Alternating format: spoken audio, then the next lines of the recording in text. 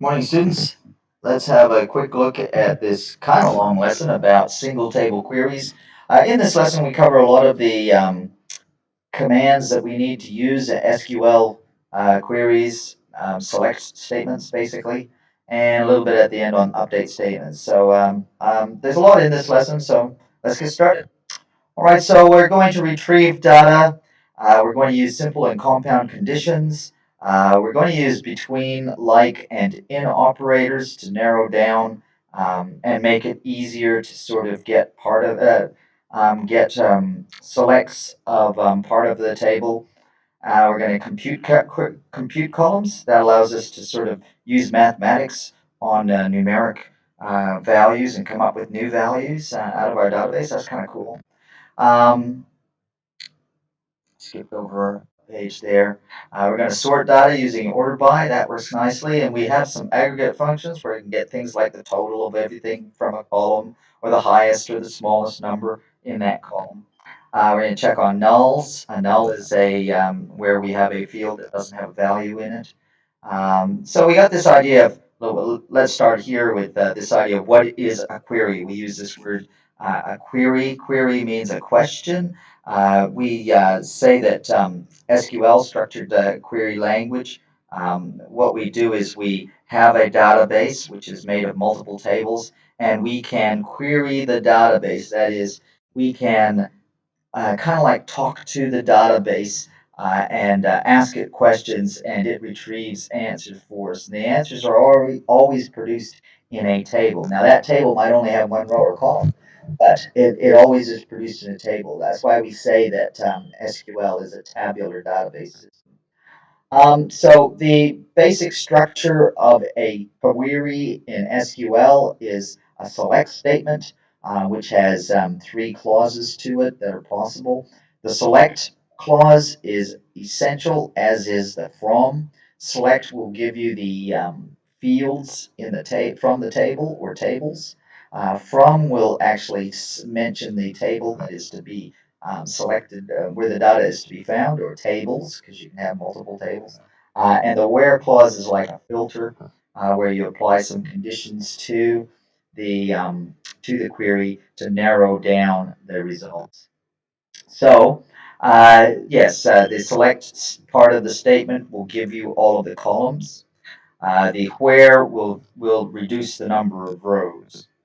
Um, and so here's an example, and it's kind of small in this page, of a select statement. Select customer number, customer name, and balance from customer. So the customer table probably has more fields than this, so we're not going to select all the fields, we're just going to select some of the fields.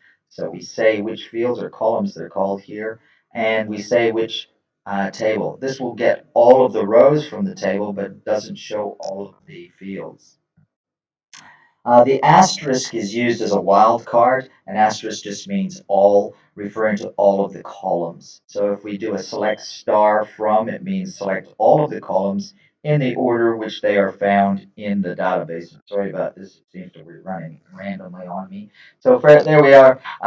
Select star from part. That's going to give you all of the fields in the part table and all of the rows, because there's no where condition, which would narrow down any of the rows. And it's all of the columns or fields. The where clause narrows down which rows you're going to retrieve. And so here's an example where we say we only want the data for customer 148. Well, customer 148 is a key field, and if we have the customer table, the customer details will all be able to be found by by referral to that key field. Let's see how that might work in a select statement. Select customer name. We're only going to get the customer name one column from that table. There's other columns there, but we're not getting those. The table is mentioned in the from clause. And then the where, what we're doing, and notice this looks like a number, but because it has quotes around it, it's not treated as a number, it's a character. That's kind of better for everything except for things that we're going to do mathematics on. And so this retrieves a I told you they always get the result in a table, but the table can sometimes have only one record and only one field in this case. In the where clause, where we're limiting the values that we want to return, we use operators in our statements. So we can use equal to, less than, bigger than, less than or equal to, greater than or equal to, not equal to. And they got two different ways of showing not equal to there. A simple condition, let's say we wanted to find out all of those customers who have a credit limit over a certain amount. We can use the greater than sign there, and you see that here. So here we're getting from the customer table, not all of the values from the customer table, or perhaps we're getting the customer number, their name, balance, and credit limit from the customer table, but only where the balance is bigger than the credit limit. And so if you check and look at these values, you see that those criteria are met. There's only two customers that have a balance bigger than a credit limit. This would be a good query to do because it tells us people that have spent more money than they're supposed to. Compound conditions. In the where clause, you can add to it using and or not. So and is going to put two conditions that both must be met in order to retrieve the row. The or is two conditions, either of which can be true, and then you'll retrieve the or the row. The not is going to be that whatever was the condition, that condition must not be true for you to return the row. So let's have a look. So here's an example of an and condition.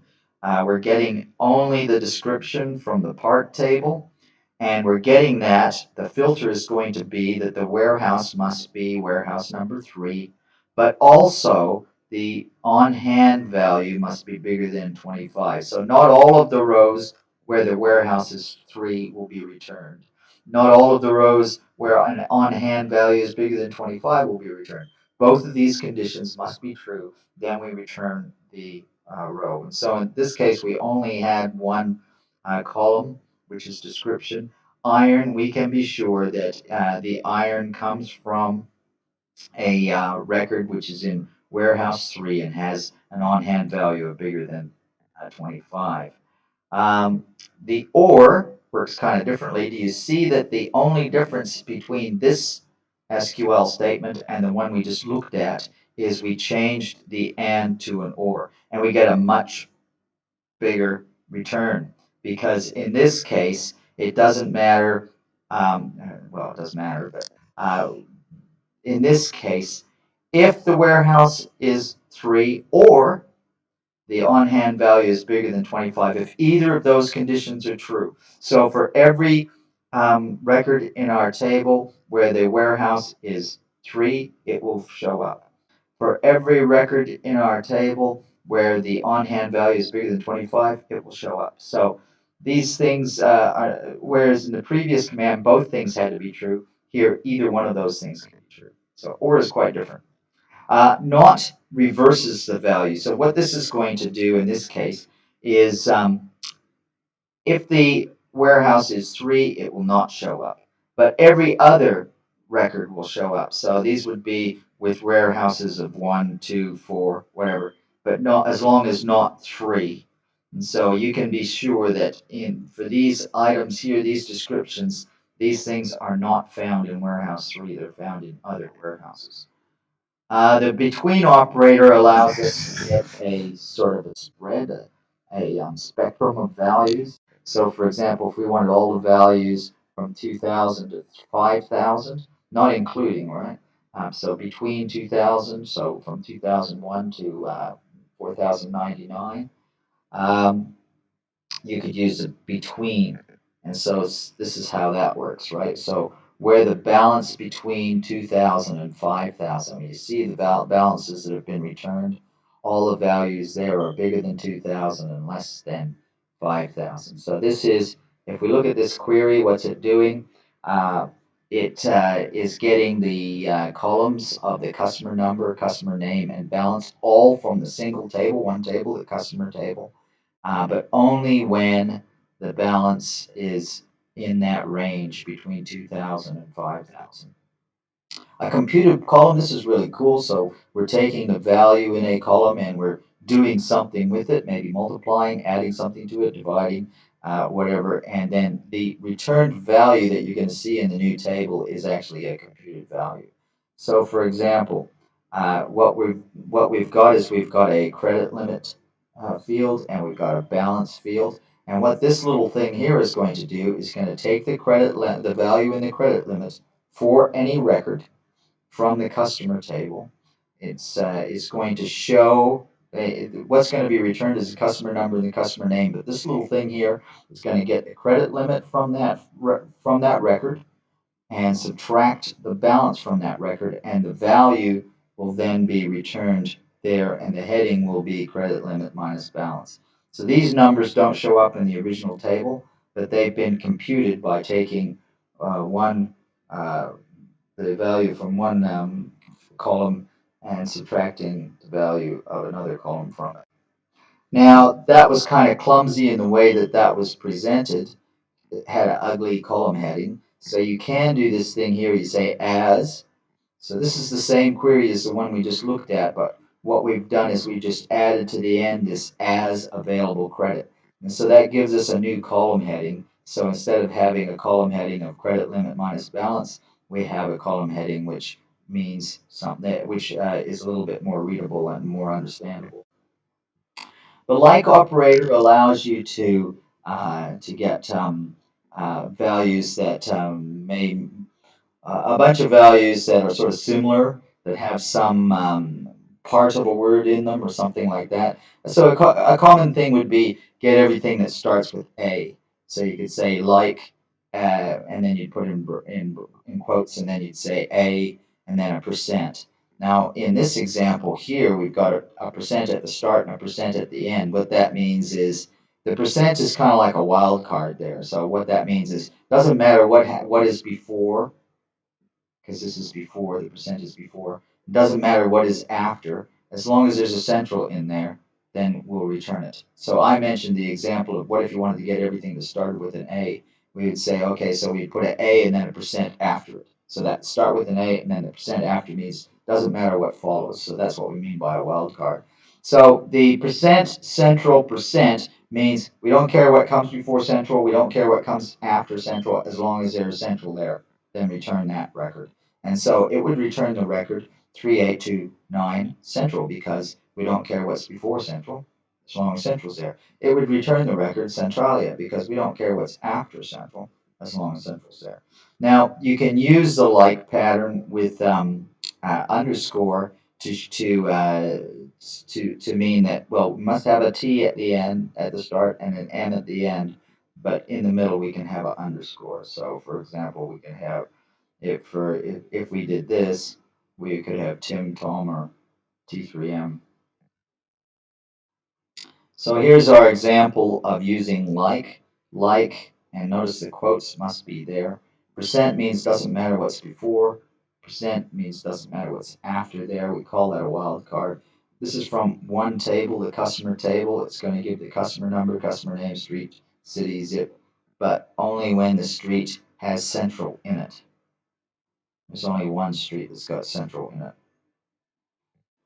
Okay, so we've got this thing called in, which how in works is we give a list of values, and if the value in one of the records is found in that list, then that record will be returned. So here we have an example here where credit limit in, and then we put the brackets and we give a list of values, and as long as one of those values is found in the record, that record will be returned. And so you see all of the records that are returned there all have some value which is in that list. Must be 5,000, a 10,000, or a 15,000. Sorting, we use this term, we don't say sort, we say order by, or so order by means sort. And we can sort in ascending order, that means from smallest to biggest, or we can sort in descending order, meaning from biggest to smallest. The default is ascending order. By default, I mean if you don't tell it that you're gonna sort by from smallest to biggest or from biggest to smallest, it will sort by default or by itself without you telling it. It will sort from smallest to biggest. And so we can, well, let's have a look. You can you can sort more than one thing in the same command. That's all that's saying it. So let's have a look at that. All right, so we're going to get all the values from the customer table, but only these three columns: customer name, number, and credit limit. We're going to sort in descending order by credit limit. That's the major sort, so that's the thing that's going to be sorted first. Then after that sort, we're going to sort by customer name. So what that means is, notice that the credit limit sort is in descending order. So we're going to get the biggest credit limits down to the smallest credit limits, biggest credit limits first. If we have two customers with the same credit limit, then they will be sorted by their customer name. So let's have a look at that. So we've got the biggest credit limit first and the smallest credit limit last. When we have the same credit limit, you'll see that so that was the major sort, was the credit limit, but you'll see that within that they're in alphabetical order of customer name.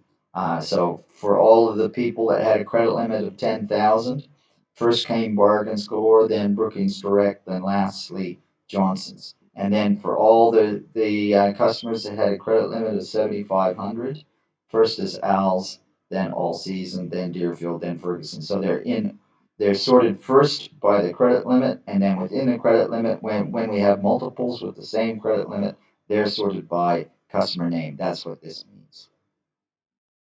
Okay, so we have these aggregate functions, they say. So what it is especially if you have numeric fields, what you can do is you can do some aggregates. You can get a count of them. Well, that doesn't need to be a numeric. That can be in any field. But you can get the average value, the total value, the minimum value, the maximum value. Yeah, so those things are possible. So for example, this is what we would do. Select a count of star from part. What this will tell you is how many records are there in the part table. And notice the result is a single row because how many rows is a count? It's just one number, right? But we do have a where condition on there, and that is where the class is HW. So this is not going to be all the records in the part table. It's just going to be those records where the class is HW, and it's just going to count them. Um, so the sum, I hope that's obvious. It's just going to give you a total. So here we're going to get this. Oh, we got four things happening here, right? So we've got several aggregates. We're getting the total of the balance and having that here. We're getting the average calculated, and that is returned there.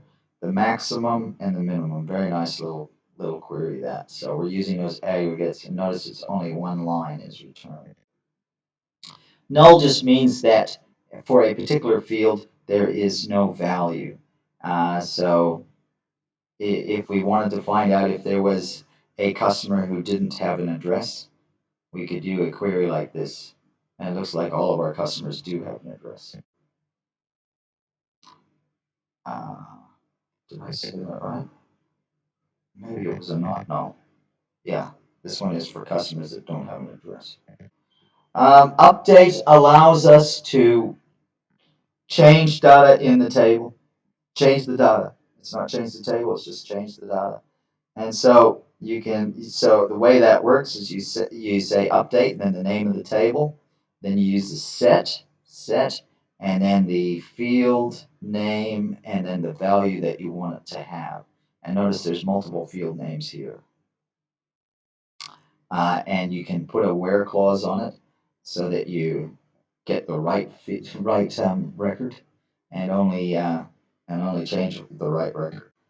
But you could change all of them, right? Yeah. Alter table, that's if you're actually going to change the structure of the table. So why it says here, if you forget a column, supposing you created a table and something was wrong with it, you could drop the table and start again, or you could just use the alter table command, and then you could add a new field to the table. So that's what we talked about in today's lecture. All of these little commands that we can do on a single database. It's not really. This is just introduction to this. There's a lot more powerful stuff that we'll be using a bit later on, but gives you an idea of the things that we can just pull out of a single table. So we can compare things. Are they bigger, smaller, not equal to, equal to? We can have conditions that we add together. We can AND them. That means both have to be true. We can OR them. That means either one can be true. We can NOT them. Means that they must not be true.